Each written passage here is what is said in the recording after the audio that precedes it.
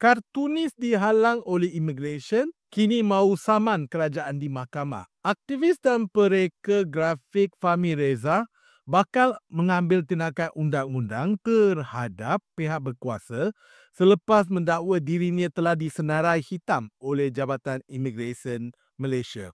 Fahmi yang terkenal dengan karya satira politik termasuk melukis bekas Perdana Menteri Najib Razak sebagai badut, menyatakan dia telah dihalang daripada menaiki pesawat ke Singapura pada 7 Jun lalu. Susulan insiden itu, Ketua Polis Negara Raza Rudin Hussein dan Perdana Menteri Anwar Ibrahim masing-masing menyatakan bahawa Fahmi tidak pernah dilarang daripada ke luar negara. Namun, pelbagai versi muncul, termasuk dakwaan bahawa namanya berada dalam senarai pemantauan dan bukan senarai sekatan pergerakan. Apapun, akibat kejadian tersebut, Fahmi terpaksa menanggung kerugian termasuk kehilangan wang tiket penerbangan, perbelanjaan untuk menghadiri konsert serta peluang untuk bersama rakan-rakannya. Pendek kata, cuti rosak, duit pun hilang. Semalam, Fahmi memuat naik satu video menunjukkan